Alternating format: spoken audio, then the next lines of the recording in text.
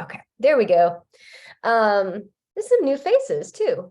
So if you haven't ever met me, I'm Katie Nakamura Ringers. I am sitting here in Birmingham, Alabama, not New York. Most of the staff officers work remotely. And gosh, it is good to see you. I wanted to offer a little, just short information and Q&A session on our upcoming grant process for new Episcopal communities. And hopefully I'll do an overview. I'm not quite sure how long it'll take, hopefully no more than like 10 or 15 minutes. And then like leave some space for questions. And I hope you'll feel free to ask some questions and that maybe we would all benefit from those asks by the other. Maybe somebody would think of something to ask that you hadn't thought of. And nevertheless, I'm available for emailed questions, often for one-to-one conversations. So just after the fact, be in touch as you're working on your application or deciding whether or not to apply. Let's see. Let me plug. I made this little PowerPoint here. Screen share. What if I click slideshow? How does that work? There we go. Is that visible for everybody? Okay, good. So these grants set aside by the 2022 General Convention. And we're going to look for just a second at the resolution that made this possible. But first, maybe as just a little prompt to asking why you are here for the next 50 minutes. These 9 points are some of the reasons that I have come up with for why it's important to plant new Episcopal communities, new communities of faith, new communities of discipleship and fellowship. And I think it's a legitimate question as we're coming out of the pandemic. So many of our leaders, diocesan leaders, maybe in particular, but there's a bit of a malaise. There's a bit of a fatigue. I don't know if you experience that where you are. I certainly do around the Episcopal Church. And I think probably some legitimate questions about how we're using our limited energy and our limited resources. You know, when there's like so much to do, so much to repair, so much to regrow, so much to redevelop. What is the meaning? What is the importance behind new things? And I wondered quickly, as you look through these 9 in the chat box, would you tell us if there's one of these that especially speaks to you and your context that maybe compelled you to be here on this grant information call? Or if there's something that you would add, I invite you to use the chat box. Maybe we'll see if there's a couple of people who want to share. Well, let me just ask that. There's not that many of us. Are there a couple of folks who would want to jump in and share what especially speaks to you about this question of why?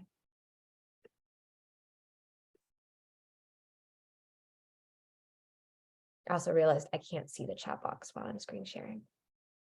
So if somebody would unmute it, I would appreciate it. I would say one reason. No, go ahead. Oh, no, you go first, Jessica, and then I'll go. Okay, I was just gonna say, thinking about Jesus says, new wine and new wineskins, and it's easier to make a baby than raise the dead, they say, and I think there's some truth to that when it comes to church revitalization and renewal. I love that. That's great, Jessica. So this is Alana from Spirit Bound Digital Mission from the Episcopal Church of New Hampshire. Of this list, number 4 definitely speaks to me. I've been in conversation and discernment over the last several years with Bishop here and staff and different congregations, and just the opportunity to have time and resources to innovate and experiment, reaching people who might not be associated with church or the Episcopal Church online in a different way since the pandemic. So supporting churches who are traditional, who have online offerings, but also innovating and experimenting. That's cool. Thanks, Alana. Anybody else? I can jump in. This is Rachel from Central Vermont. Number 3 really jumps out to me. The context, I have not been trying to start a church, but accidentally people have started coming here to my regenerative farm and retreat center, asking questions about the church and about God once they find out that I'm an Episcopal priest. And it's mostly LGBTQ farmers in rural Vermont who were curious about spirituality, but would never go into a church because of the history of aggression toward their community. So number 3 is really sticking with me. And Vermont's got maybe the reputation of being one of the most unchurched states in the country. I think we might be tied with New Hampshire. Alana, you might know about that, but we're Yeah. neck and neck right there. Absolutely. I think we're bottom of the list. Okay, so 49, 49 and 50 right here on the screen. Yeah. Or number 1 and number 2, depending on how you think about this as opportunity. Great. Feel free to chat a little. Oh, Carla, please. I would say for me, number 1 and number 2. Number 2, when it says historically underrepresented in our denomination, looking at the Latino community, which has been growing since Hurricane Katrina. And then also being called to do God's mission work within my own community, which is the Latino community, because I've worked with them for many years. So I think those 2 really stand out. All of them are great though. Like I can check them all off, but 1 and 2. Beautiful. Thank you. Feel free to chat, about this more in the chat box as we move through. Let me switch to my next slide though here. So this is just a little background about these grants. They're established by a resolution of General Convention. In 2022, it was resolution A095. You wondered. There's a virtual, someone can call like a virtual binder that they used at convention. If you're just like a geek about this stuff and you want to go and read the whole resolution, I think you can Google Episcopal Church virtual binder and you can probably find it and look it up by that title. Oh, let Pam in. There we go. And they're overseen by an advisory group on church planting and redevelopment. That's also a group that's appointed by Executive Council. And I saw those names recently. They're published somewhere, and you can find it, but it might take some looking. All folks that have some kind of experience with church planting and redevelopment on a pretty personal leadership level. Although you're going to see most of the emails and logistics and events and registration links and payment frustrations coming out of my office. And I'm happy to be that first contact. So if you need anything with this grant application or anything like that, just come straight to me. And just FYI, there is not yet a grant program for redeveloping congregations. That may be something that appears later on, and there is certainly need, but it may be that is discerned later on. But these grants, this particular grant program is for new Episcopal communities. Oh, there's the link for the virtual binder. I'll drop that into the chat box toward the end. This is just a quick screenshot thingy of part of the resolution for new Episcopal communities. They're celebrating and supporting this work.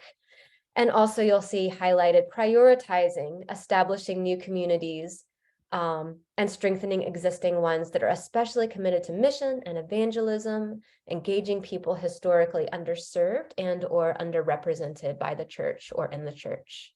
So communities of color, immigrants, refugees, LGBTQIA+, non-conforming, all of that. People with disabilities, blue collar folks. So that, well, we can talk about that a little bit as we move through this presentation. But there, yeah, Carla, yeah, there is emphasis on using these new communities to reach people who are just maybe a little out of the ordinary in the Episcopal Church. Let's see, also resolved that dioceses receiving funds contribute significant and appropriate leveled resources toward their church plants. And that bishops and diocesan advocates that receive funds will take place in some kind of community of learning or cohort. We don't have that all planned out yet, but it's in the works. And by the way, I really can't see the chat box, so if you have a question, just shout it out. I'm happy to be interrupted. This is a quick map of the new communities that were funded in the last triennium. I don't know, there's like 60 or 70 of them. And the last time I showed this map, the people from Hawaii and Europe got a little bit teed and said, remember us? It's like, yeah, I just couldn't fit you on the map. But we do have a couple of ministries in Diocese of Hawaii and in the Convocation of Episcopal Churches in Europe, and also in, so hoping to have more in Province 9. So some countries that are outside the US. You are going to see this in the grant application guide, types of grants. There's 4 different types. Discernment grants for up to $5,000. I'm sorry I didn't put the amounts on this slide, but discernment grants for up to $5,000 during that season of really like asking who, what, why, when, how's this going to happen? How's the Holy Spirit guiding us? So it's that time when you don't really have your plan together yet, or it's not quite formed yet. It's not quite congealed, but it could be helpful to have some funding to attend a leadership assessment, maybe to go visit a ministry that is kind of like the one you want to start, to receive some coaching, to do some demographic work. Those are all awesome things for the for that discernment period. There are then seed grants for up to $30,000. Seed grants really need to have the beginnings of a strong ministry plan in place, a strong 3-year ministry plan in place, and appoint leader, so a church planter in place, and the beginnings of a core team. So that's the okay, we're gonna do this. Let's really start focusing our strategy going forward. And then growth grants, also up to $30,000 for that season of growing and adapting. And then harvest grants. Harvest grants are for a little bit more, up to $40,000, and that's that like years 3 to 6-ish. As the new ministry is seeking clarity and balance and anticipating the future. We make that for a little, not a whole lot more money, but for a little bit more money, because that really is a moment of trying to discern what financial sustainability is going to look like for the long term. And harvest grants are typically to ministries that have some kind of track record for, okay, we survived the first 3 years. Any questions? Let me make a little space here. Okay. Katie, question. Nelson. So what if we're kind of like in between, these like kind of phases of grants? Like, how do we discern that? So I tell people, don't worry too much about the difference between a seed grant, a growth grant, and a harvest grant. So those are the like up to $30,000, up to $40,000. Like, you're not going to get docked points or something for applying for the wrong kind of grants.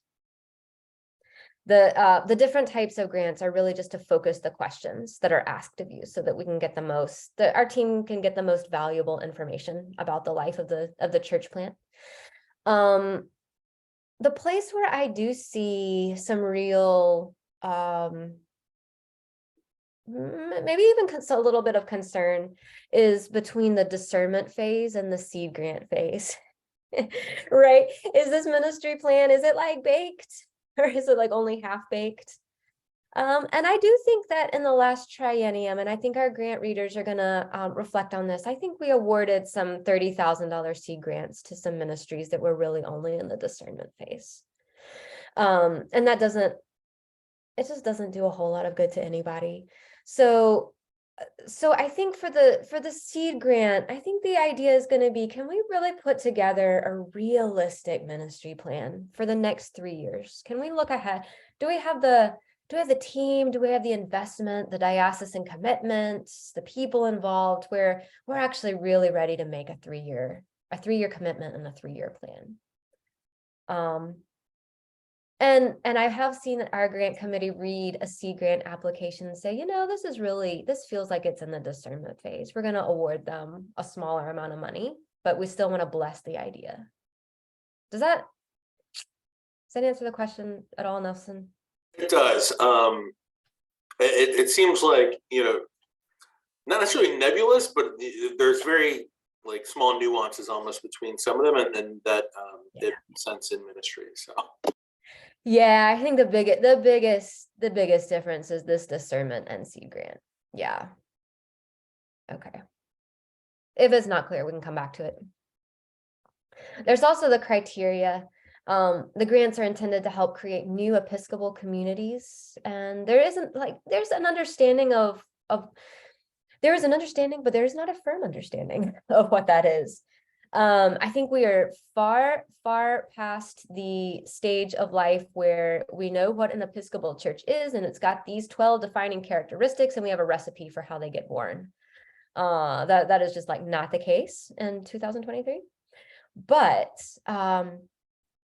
this is the definition of a new Episcopal community that our task force last triennium came up with, and I think it's pretty good.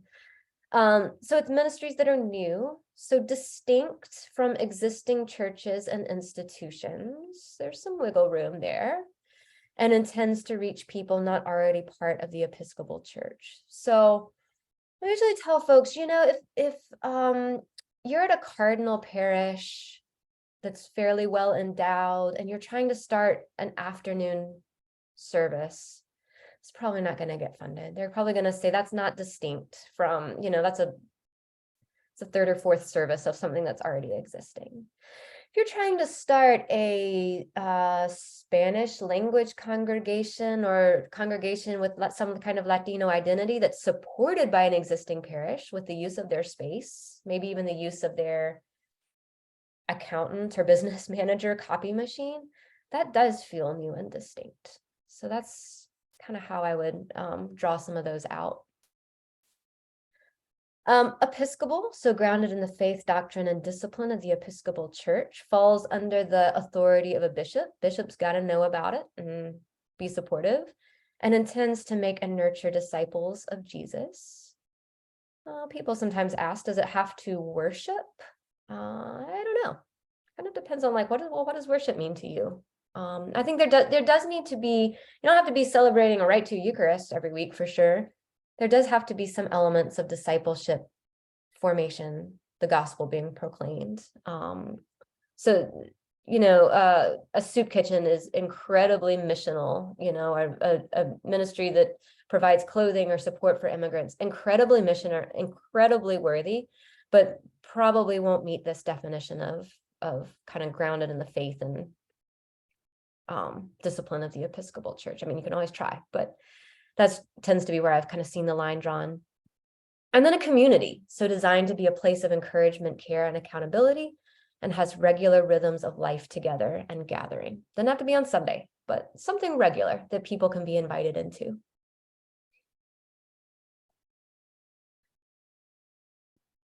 Please, Carla. Quick question. So the criteria, we have to meet all 3 or just one? I don't need you need to meet all 3. All 3, okay. Guys, I am always the fan of, oh, I'm sorry, Miguel.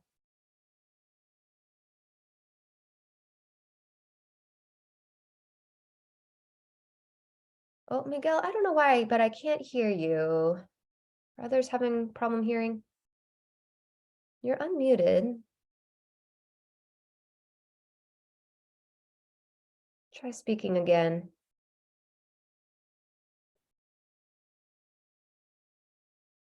No, sound is not coming through. Okay, that's strange. Miguel, if you try typing your question in the chat box and we'll read it out loud.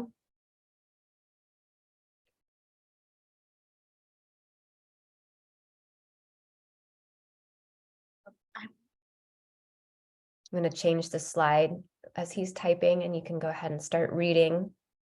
I have one more question about the previous slide. Just if you could give an example, like you said, about the Episcopal, the doctrine and discipline of the Episcopal Church. Mm, Just you had mentioned like a soup kitchen would not necessarily fall under that, or Yeah. or support for immigrants. Can you give an example of? yeah. I can give examples. I would also say, I think some other language you could wrap around that is that priority is going to be given to applications for a community that will intends to be many of its members' primary spiritual home. So it's a spiritual home. Maybe that's a good way to put it. More so than social service or some of the wonderful, beautiful things that we think of as mission, creation care, racial reconciliation. We certainly want to support ministries, communities that are focused on those things, but there does need to be an emphasis on it as a new community that is focused on those things. Thank you. Please, Rachel. Sort of a similar question, just a little clarifying, like in my context here, I have a core group of maybe 8 to 12 people who are interested in gathering monthly. And they want to ask questions like, what is spiritual community? Who was Jesus? What is sin? What does that mean? And if I were to come in and say anything like, let's say I broke open the catechism in the back of the BCP, I think I'd be shutting down conversation quickly. But that kind of like play in, let's just talk about these big concepts, would that sort of fall into that spiritual home kind of umbrella? I think so. Okay. I think so. Awesome. Thank you. I'm also going to say something here that maybe I don't want the recording of this posted anywhere.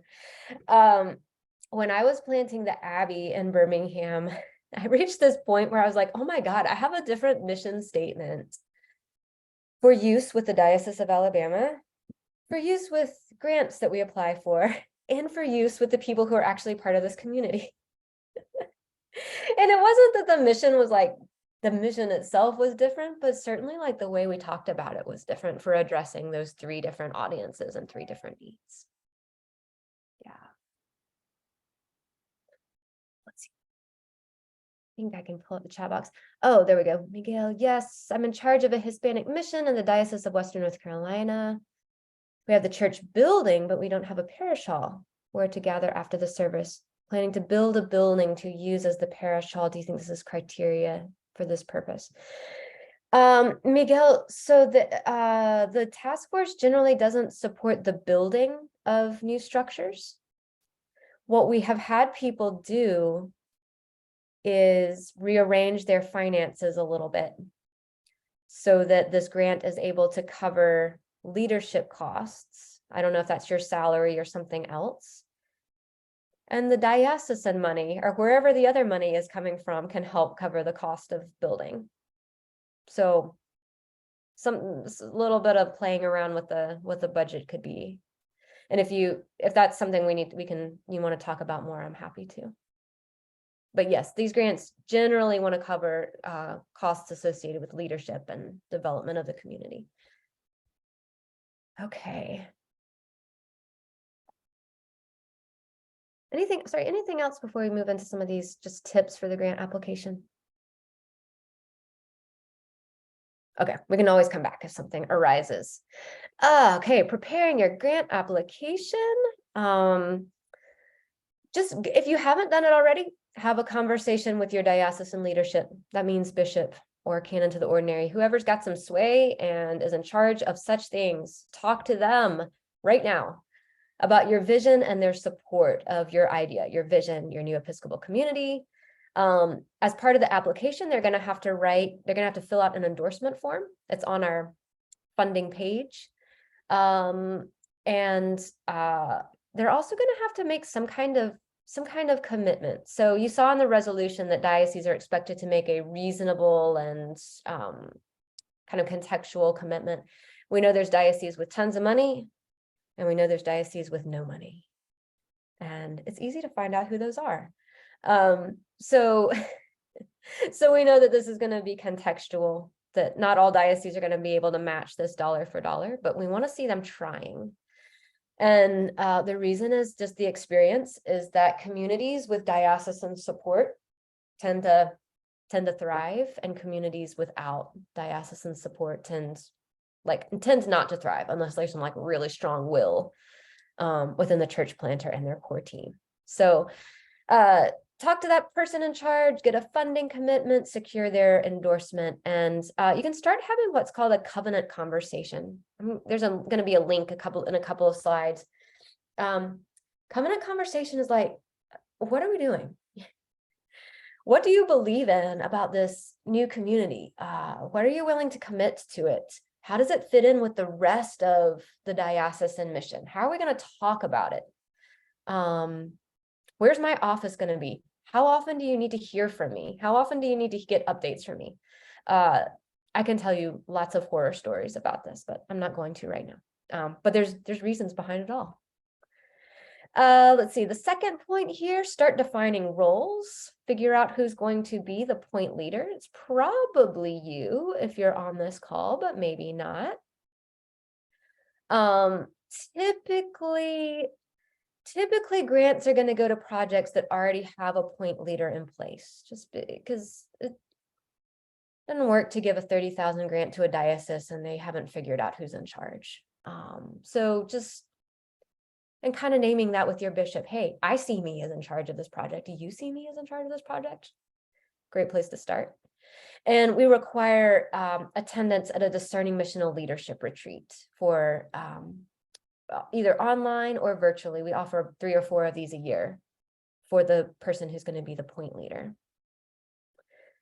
And then start looking for the people who might become the base of your core team. If you're applying for a seed grant, you'll have to name some of your core team members and the gifts they're bringing in. It may be that there may be a little of that on the discernment grant, but it'd probably be something more like who's on your discernment team, who's helping you in this discernment season.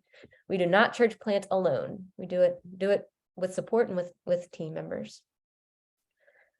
Do some low cost, small experiments if you haven't already. I sometimes see our grant readers saying, this sounds like a beautiful idea on paper. Have they done any experiments to see if they even like doing this ministry that they're talking about, or if the vision that they have works? I sure wish I had done some of these before I started church planting. Give yourself room to fail and to reevaluate, try something new. And then start developing your ministry plan. The ministry plan is kind of the crux of the grant application. So this is, what's your plan for the next 3 years? Discernment grants, it's not 3 years out, but seed, growth, and harvest grants. So you're going to be asked to provide a 3-year ministry plan. So there's a ministry plan guide and a ministry plan template on our training page that you can have a look at. And if you have questions about it, feel free to ask me. But basically, I mean, I think we're always looking at like, what's the overall outcome? Like, what's the difference you want to make in God's world? And then what are the goals, and what are the next steps, and what are the resources that are going to get you there? So, I think ministry plan can trip some folks up. So have a look at those examples and have a look at that guide. Let's see, and just know that it's pretty different from coming up with like the 3-year strategy for an existing parish. You can also, if you're somebody who thinks visually, or in some other kind of way, you know, your ministry plan doesn't have to be flat and boring. Make it come alive. If you want to make like a PowerPoint or some video to supplement it, to like help the grant readers. Sometimes I can really help, like to help them see it. Otherwise, it's just like words on a page. I'd highly, highly encourage it. And if there's nowhere to upload it in the grant application, or you just can't make it upload, send me a Google Drive link and I'll add it to your application. Let's see. And then if there's anybody in this growth and harvest stage, be thinking about what your funding plan is going to be going forward beyond the cycle of these grants and how you're defining sustainability. When it gets into years 3, 4, 5, 6, our grant readers are really going to ask, oh my gosh, what's going to happen to this ministry once our grant cycle is over? Will it survive? So those are some really important things to be thinking on. There's that, just some resources. There's the link to this training page. You know what? I'm going to stop sharing it and just copy. Oh, Cameron, where did it go? I was going to copy and paste. So you can actually just look at this while we talk. Okay, that training and resource page is in the chat box. And then I think I have just a couple more things to add. Sorry, this is taking like way longer than the 15 minutes I had expected. It's how my sermons typically go to. Okay, how they're evaluated. Yeah. So our grant readers are looking at a few things: fits with the criteria and the purpose of the grants, strength of your ministry plan, evidence of diocesan commitment, evidence of financial need. You know, if your diocese has $1 billion in endowment, no matter how good your ministry plan is, it might get pushed to the end. Definition of sustainability and your plan for sustainability. That's like that financial sustainability piece. Yeah. That the point leader, the church planter, is open to gifts assessment, receiving coaching, but also to mentoring others and participating in our network of leaders. And then that little bit from the resolution, a priority, but not exclusivity, but a priority on communities that are intending to engage people historically underrepresented and underserved in the Episcopal Church. Let's skip that for a second. And then just some last things. These grants are renewable. So I think they said last triennium, a community can apply for up to $200,000 over the course of 2 triennia. Triennia being like the General Convention 3-year structure. But they're not guaranteed. So if there's a community that kind of discerns that it's actually not called to be a church plant anymore, it's called to be something else, you know, just renewing your grant is not guaranteed. It's also not guaranteed that we'll have the money throughout the course of the triennium. It is limited. It's a lot, but it's limited. Grants are approved. This is a little bit about the timing. Grants are approved at meetings of executive council. So in 2023, those meetings are in June and in October. So the next deadline is May 1st, right? So applications received by May 1st will be approved or not approved at the June meeting of executive council. And decision letters are typically sent the following week. So I say that because people might submit a grant application and it's like 3 months or 4 months before they hear anything. That's why. So it's on that timeline. And we hope these grants bestow blessing and startup funding on new Episcopal communities. However, grant funding is contingent on the timing and priorities of General Convention. We'll have another General Convention in 2024. So make sure that if you're starting a new community, that your funding plan keeps in mind that there can be significant gaps in this cycle. It's not like ongoing. There's some people on the screen that know this. It is not ongoing funding. It'd be nice if it was, but there can be some, like, I think the last time there was a grant deadline was a year ago, and it just got like held up because of General Convention and then needing to appoint a new task force. So all the things that happen in the Episcopal Church, they happen with these grants too.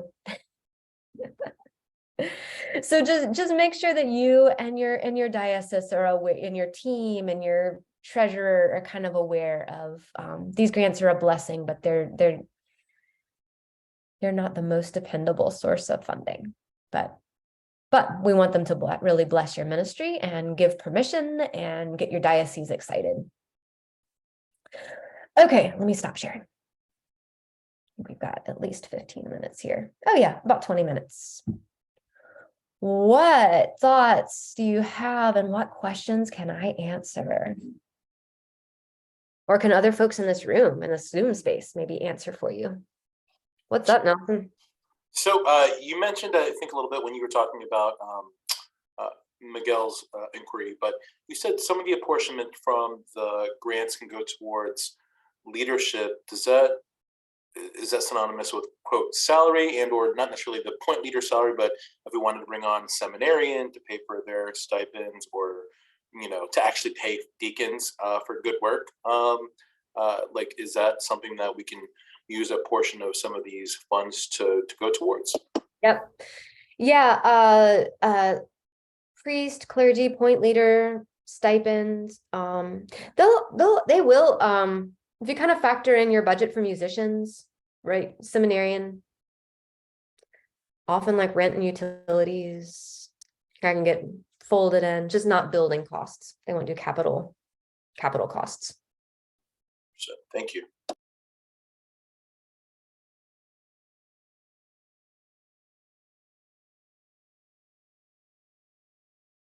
Okay. What else? So in my diocese, which is Southern Ohio, we have an interim bishop, and we are in the process, like our God willing, new bishop will be elected this year. So I was going to I'm going to talk to our current interim bishop about the grant, and I think he'll be excited and supportive, but I was going to have one of the canons, is canon for formation and new Episcopal communities, which is like a new fangled thing here, actually work with me to fill out that diocesan support form. Is there a sense of, I guess my question is, how important is it to have a bishop like sign that form, or is it really just whoever's going to be most boots on the ground with you doing that work and supporting you diocesanally? It is far more important to have the endorsement of people who are going to be with you on the ground for the long term. That's what I assumed. I just didn't want to make a false assumption. Yeah. Yeah. And I don't remember what the endorsement form says. If it says bishop's signature or something, just have the bishop sign it too, but have the conversation, have the note, then all the know-how and the know with the people that are going to be there long-term. Cool. This is really important. This is a good question. I have been in conversation with a community of color, mostly immigrants, that the diocese lost to their bishop. The bishop was the only one who knew that community existed. And it was just no good. It was no good. So I think if you're starting something new, make sure a lot of different people have some knowledge of who you are and what's going on, what the mission is, because diocesan leadership is sometimes transitory and it's fragile. So don't want to get forgotten. New communities can get forgotten. Another question. So I'm curious, and I don't know if hopefully this applies to other folks, so it's not just me, but I know I've been through one of those, discernment assessment things, and I know that I'm in the process of, or I'm about to start one of those new Episcopal community cohorts. Does being involved with those, like, I don't want to say put you at a disadvantage, but does it make it seem like you're not quite ready for some of those later steps of application? Or I'm just trying to figure out where I am in kind of the soup of all of this. No, it's really just your ministry plan and how developed it is that they're going to be looking at.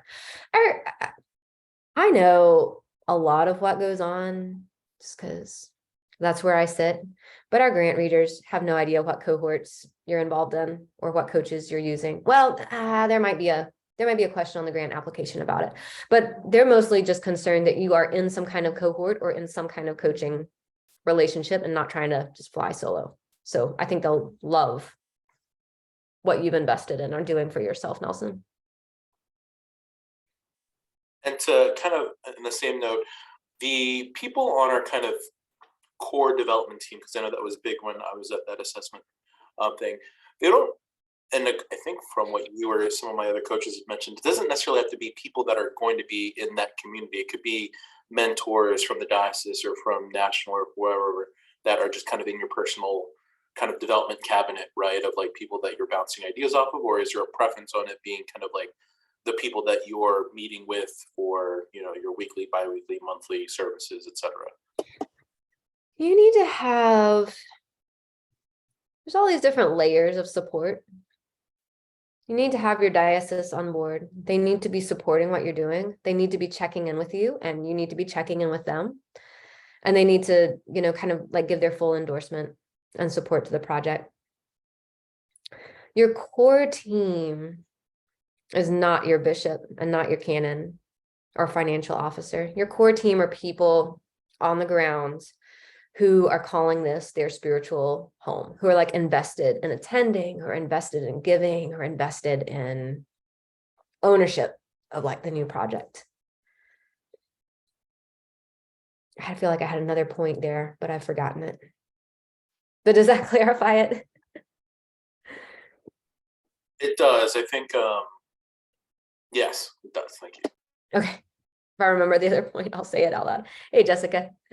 I have a follow-up question about core teams and also about sustainability. Yeah. So in my context, I have a lot of folks that are unhoused, living in poverty, have different kinds of mental and intellectual disabilities, and also just like the very transitory nature of that. Like I had someone who definitely felt like part of our core team and then went to rehab and will not be coming back to this community, things like that. Yep. And so when you talk about ownership or leadership from the folks in a core team, I guess I'm wondering like what kind of parameters are around that, or can that be kind of contextually adapted? It's got to be contextual. It's got to be contextual. Yeah. I think let me just say some stuff, and it might not be relevant, Jessica, but I hope some of it is.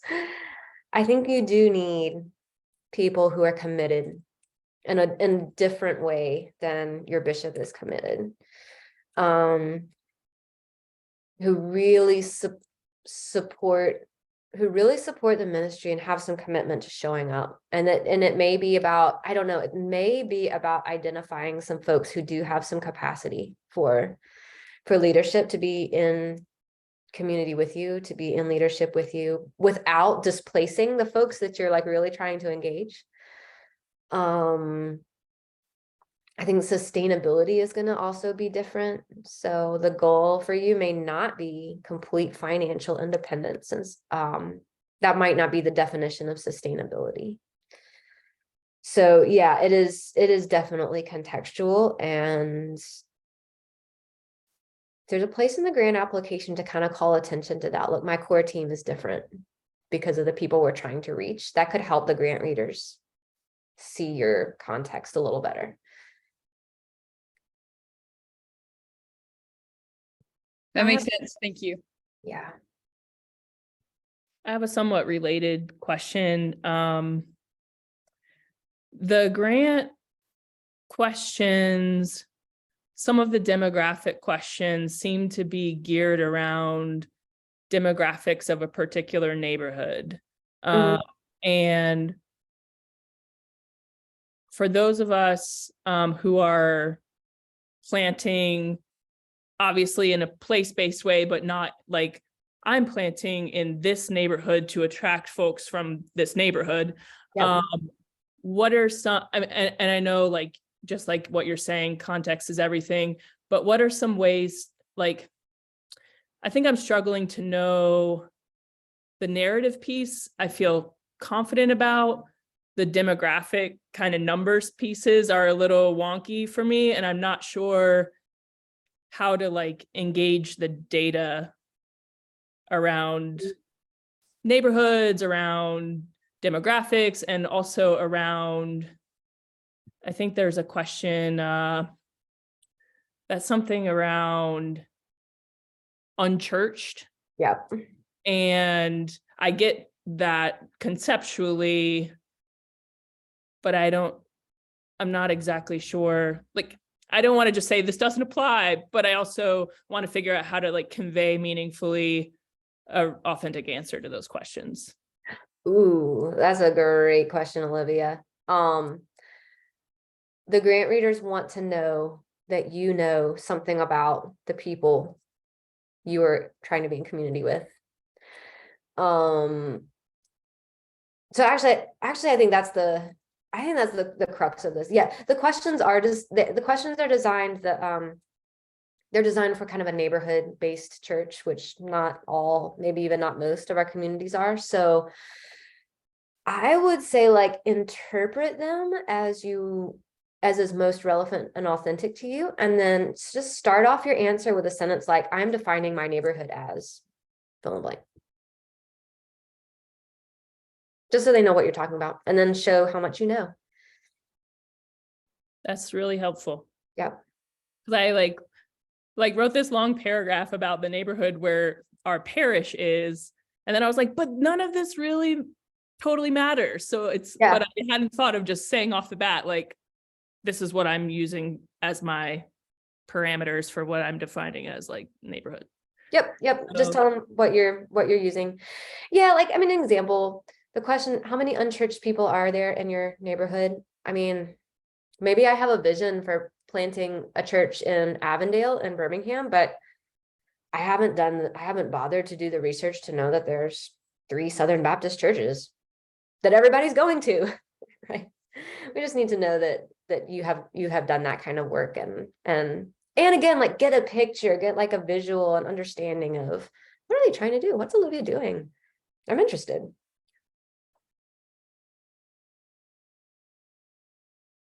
Thank you. Yeah. Anything else? Go for it, Nelson. So, because I want to be mindful of time, do we, after this lovely time that we've spent with you and others in initial discernment or whatever level we're at now, what are the next steps? Like, what if we do need to do maybe more reflection, or it would be helpful to basically, sit with someone from your team or something, or maybe from our coaching team or something, and say, what do you think we should, go for? Does our current projections for, whatever our ministry plan looks like, does it fall better under so-and-so? I don't know, maybe I'm caught up on like the levels still. Yeah, or just like what does the next steps look like? Is it just go ahead and applying, or? You can go ahead and apply. I'd love to see, it would really, really, really help our grant readers for you to apply as soon as possible before the May 1st deadline. Because if they get it earlier, they can go ahead and read it and then come back to you with, our grant readers want to say yes. This is like not a grant process where they're looking for reasons to say no. They want to say yes. So if they have the grant application early, they can, somebody, and might not be all of them, but we'll look through it and say like, gosh, this would be like nearly complete seed grant application if, like I had this information, but we can only do that if we have it a little bit ahead of time. You can also use my email scheduler link thingy if you want to just have like a 15-minute conversation or something about that would just help like deepen this for your specific project, Nelson. I'll put that in the chat box before we check off too. See if I can pull that up real fast, actually.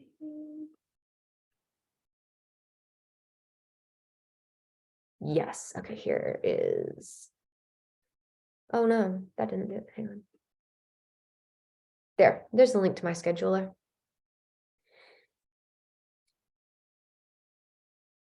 And if we have a team member or grant reader who could better engage with your context, then I'll point you in their direction. Who might be a better guide than I am. Alana. So I just want to ask if an example of a ministry plan that it is like comprehensive and what the grant readers are looking for could be posted, or some kind of sense of what conveys a comprehensive ministry plan. Yeah, I'll see if I can get permission to share somebody's. There is a template on that link. It's not an example, but there is a template Okay. that can help with screen share that really fast. This is on that training page. Yeah.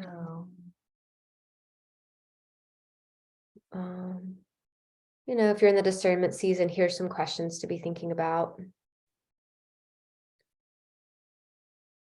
Let's see, where's the mission vision? A lot of it is really around next steps. Next steps are what tends to be who are your core team members. Okay. Well, there's two things that I observe are often missing from ministry plans. One is the rhythm of life of the congregation or the community. So, and I say rhythm of life, meaning like what? Like, give me an idea of what you vision happening. Like, I get, you want to reach people disengaged and disillusioned with the institution. I get you want to create intimate bonds and relationships and have deep spiritual conversations, but help me understand how that's going to happen. Like, what happens on Monday? What happens on Wednesday? That kind of like, just like, what is that? Or is it all online? Is it, how are people going to engage with the GroupMe or the WhatsApp or the Facebook page? Like, help me see that. That's often missing. And then next steps are often missing. So, you're going to have weekly Sunday Eucharist, right? Too. Well, when are you going to start? Who do you need to be present in order to, whose folding chairs are you going to use? Like, how this thing that's in your head, how's it going to turn into reality? Yep. Thank you. Again, if I can find one and like get permission to use that's really strong and get permission to use it, I will share. Can I ask one more question really quick? Yeah. So talking about 3-year plans, I don't know if it's just me, but being at this stage of something that's only a few months old, like 3 years feels like an eternity away, and it's kind of hard to envision that far out. Do you have any advice or suggestions on that? Yeah, you can write a 3-year plan all you want, and it's probably 3 years from now, it's going to be something completely different than what you planned.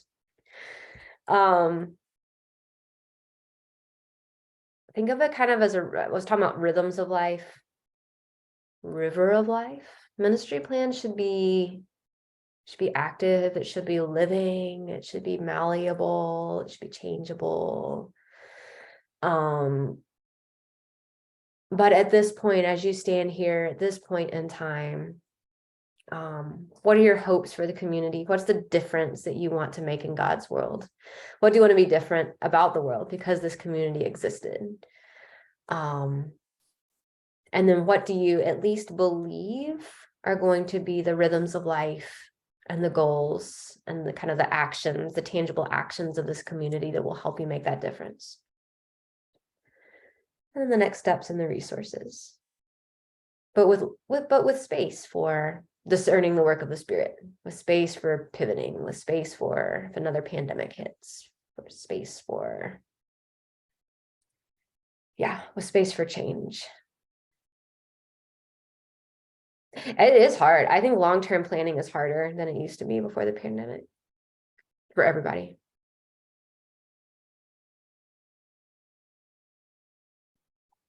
There's, I think, an emphasis here. There's a knowledge among our grant readers that some ministries are just seasonal. Some communities are seasonal. Some are meant to last for 6 months.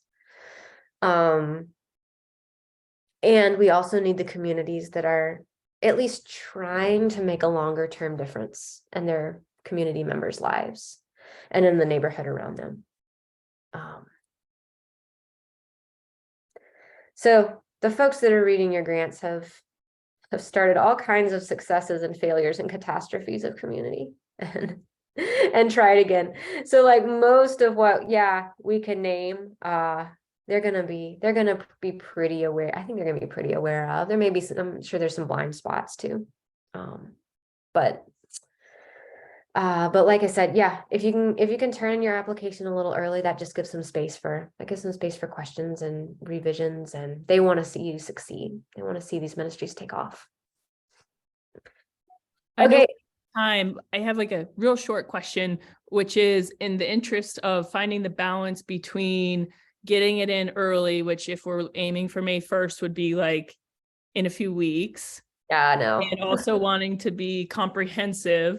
How, like some of the questions are like 500 words, 200 words, but some of them I'm doing like a Google Doc. So I don't know, is there like a character or word limit do you know what I mean? Yeah, I don't think so. You expect like about a paragraph for, like, I don't want it to be like way over or under developed. I'm one of those people who's like, make it brief. Okay. Especially the vision. Like, tell the vision, try to capture the fullness of the vision, but don't take 5 pages to do it. Awesome. Because they're not gonna read it. And the beauty of it will get lost if you've written all this stuff and they don't read it. So I think the shorter the better, but be clear, but in the ministry plan, be clear. Yeah. Yeah. That is good. That is good advice. Thank you. Okay, good.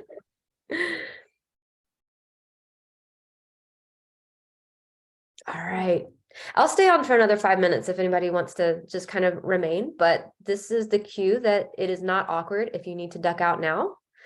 And just be sure to be in touch if you have any questions moving forward. Thank you Thanks, so much. guys, for being here. And I'll just wave and stop the recording.